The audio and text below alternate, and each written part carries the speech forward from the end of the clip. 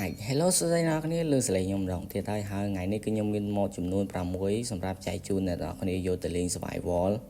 ក៏អាចចូលមកកាន់ម៉ូដទី1របស់យើងគឺជាម៉ូដ Amon អ្នកនរគ្នាអាចមើលមួកបានគឺលយមែនតើដែលមួកនីមួយគឺស្អាតមែនតើវាខុសប្លែកពីមុនអ្នកនរគ្នាលេង Minecraft គឺដឹងហើយថាវាខុសប្លែកយ៉ាងម៉េចខ្លះ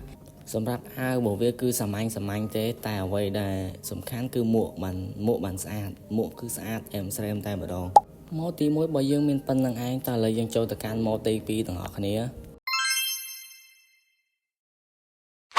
ម៉ូដទី2របស់យើងគឺលយមែនតើអ្នកនរគ្នាអាចមើលបានគឺថាប្លុក Diamond ប្លុកនិយាយមកឲ្យតែប្លុករ៉ែអ្នកនរគ្នាអាចមើលបានគឺស្អាតមែនតើវាមានភ្លើងរត់ជុំវិញខ្ញុំគិតថាខ្ញុំឃើញគេលេងម៉ូដហ្នឹងគឺលយចឹងហើយខ្ញុំក៏យកមកចែកជូនគ្នាយើងហើយប្រហែលជាអ្នកនរគ្នាគឺចង់បានម៉ូដហ្នឹងម៉ូដទី2របស់យើងមានប៉ុណ្្នឹងឯងតើឥឡូវយើងចូលទៅកាន់ម៉ូដទី3ទាំងអស់គ្នាចូលមកកាន់ម៉ូដទី3របស់យើងគឺលោតមែនតើអ្នកទាំងអស់គ្នាអាចមើលអមត្រៀមខ្ញុំបានគឺថានៅពេលយប់គឺវាមានពលឺជះមកស្អាតមែនតើនៅកន្លែងគ្មានពលឺគឺថាវាជះពលឺមកគឺស្អាតមែនតើដែលអ្នកទាំងអស់គ្នាអាចយកទៅលេង Survival ក៏បានឬមួយក៏ដាក់នៅក្នុង server ក៏បានផងដែរបាទម៉ូដទី3របស់យើងមានប៉ុណ្្នឹងឯងតើឥឡូវយើងចូលទៅកាន់ម៉ូដទី4ទាំងអស់គ្នាចូលមកកាន់ម៉ូដទី4របស់យើងគឺលយមែនតើដែលយើងអាចដាក់ដុតរ៉ែបាននៅក្នុងគប់ភ្លើងមួយនេះគឺថាវាលយមែនតើអ្នកនរគ្នាអាចមើលបានយើងធ្លាប់តែយកទៅដុតក្នុងចក្រានអីអានេះគឺយើងអាចយកមកដុតនៅក្នុង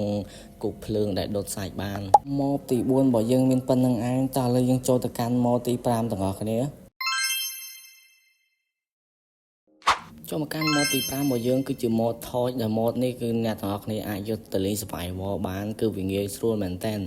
អ្នកទាំងអស់គ្នាចូលមកកន្លែងក្រាស់ហើយអ្នកទាំងអស់គ្នាចុចក្រាស់វាមកនេះវាមានក្រាបឲ្យអ្នកទាំងអស់គ្នាចុចមកនេះវាកាន់ដៃខាងឆ្វេងឲ្យយើងហើយអញ្ចឹងគឺងាយស្រួលមែនតើអ្នកទាំងអស់គ្នាអាចមើលបានគឺវាភ្លឺទៀតនោះគឺម៉ូដនេះអីមែនតើម៉ូដទី5របស់យើងមានប៉ុណ្្នឹងឯងតើឥឡូវយើងចូលទៅកាន់ម៉ូដទី6ជាម៉ូដចុងក្រោយទាំងអស់គ្នា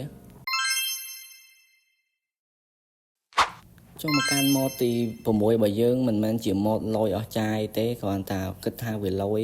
អ្នកទាំងអស់គ្នាអាចមើលបានវាបដូរសញ្ញាព្រួយរបស់យើងទៅជារូបបេះដូងហើយកន្លែងដាក់អីវ៉ាន់តិចតួចហ្នឹងគឺលយម៉ូដហ្នឹងគឺជំនួយតែប៉ុណ្្នឹងឯងខ្ញុំគិតថាលយហើយម៉ូដប៉ុណ្្នឹងយកទៅដាក់លេងក្នុង server ក៏បាន Survival ក៏បានម៉ូដមួយនេះម៉ូដទី6របស់យើងមានប៉ុណ្្នឹងឯងតោះឥឡូវយើងចូលទៅកាន់ពីរបៀប download ទាំងអស់គ្នាក៏អាចអ្នកទាំងអស់គ្នាចូលមកកាន់ App Store ហើយ down កម្មវិធីនេះមួយមកអ្នកទាំងអស់គ្នាចូលមកកាន់កម្មវិធីហ្នឹងហើយចុចកន្លែង search មកនៅក្នុង mode នីមួយខ្ញុំតែងតែតម្លាក់ឈ្មោះឲ្យអ្នកទាំងអស់គ្នាក៏គ្រាន់យកឈ្មោះហ្នឹងយកមកវាយមកអ្នកទាំងអស់គ្នានឹងឃើញ mode ហើយអ្នកទាំងអស់គ្នាចុចចូលមកហើយអ្នកទាំងអស់គ្នាចុច install វានឹង load open ឲ្យអ្នកទាំងអស់គ្នាហើយវីដេអូរបស់ខ្ញុំមានប៉ុណ្្នឹងឯងជាមួយនឹង mode ទាំង6របស់យើងបើគិតថាវីដេអូនេះមានប្រយោជន៍កុំភ្លេចឲ្យបេះដូងម្នាក់មួយផងហើយកុំភ្លេច follow មួយផងដើម្បីទទួលបានម៉ូដថ្មី